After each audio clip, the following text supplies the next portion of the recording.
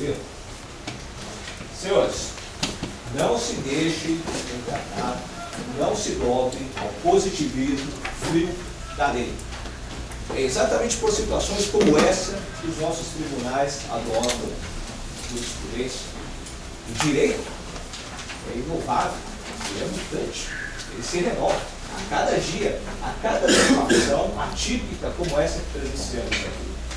Então, senhores, eu volto a perguntar: onde estão a ilicitude e a culpabilidade, eu disse ilicitude e culpabilidade do ato praticado por esses homens? Lembrem-se daqueles 3 elementos que caracterizam o crime, abuso do nosso ordenamento jurídico. Então, pondere: houve mesmo crime? Não, jamais. Não houve ilicitude, não houve culpabilidade. Então, não houve crime. Isso acabou de ser demonstrado. E só para encerrar, para eu passar a palavra para a colega, a frase que eu citaria e gostaria que os senhores pensassem. É uma frase atribuída a William Shakespeare, que soa totalmente apropriada aos conflitos humanos, mas mais ainda neste caso: todo mundo é capaz de dominar uma dor, exceto aquele que assiste. Muito obrigado por sua atenção, senhores. Que Deus nos ilumine. Eu passo a palavra para o meu colega. Bom dia, excelentíssimo juiz. Bom dia, caros colegas, membros do Conselho de Sentença. Bom dia a todos aqui presentes. Bom, meu nome é Liliane. Vou dar continuidade na defesa iniciada pelo nosso colega Marçal. Após ouvir atentamente a réplica da acusação, senhores, como dizer que esses pobres homens não se encontravam em estado de necessidade? Repito, extremo estado de necessidade. Relembrando, o que é o estado de necessidade?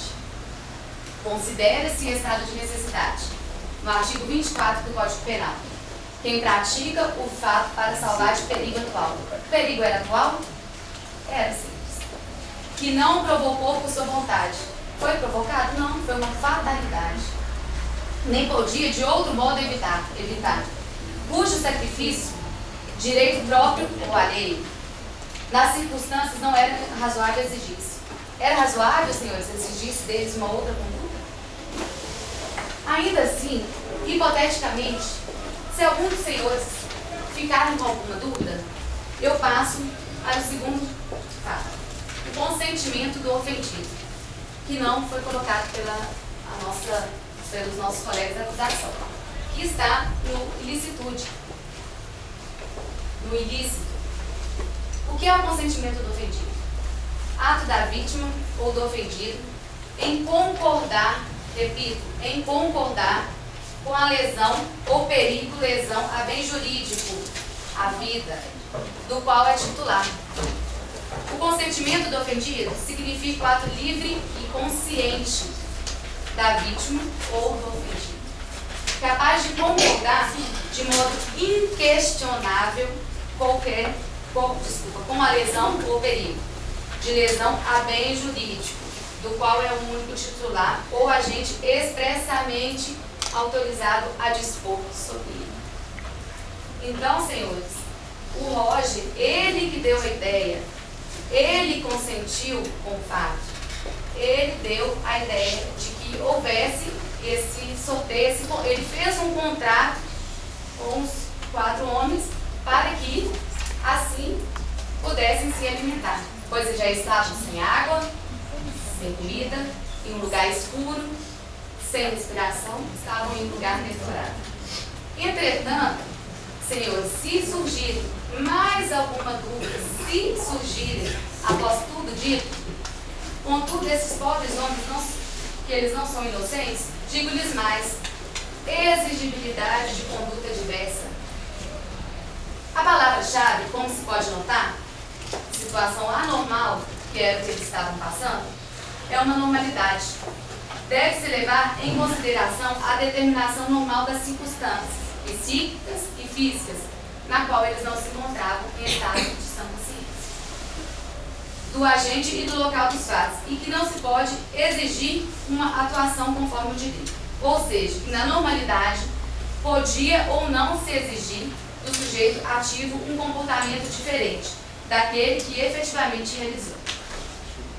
Costuma, senhores, dizer que no direito penal, foi feito para heróis, e sim para homens comuns.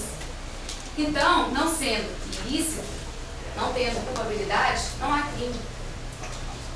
Repetindo o conceito analítico do crime. O crime é um fato típico, ilícito e culpável.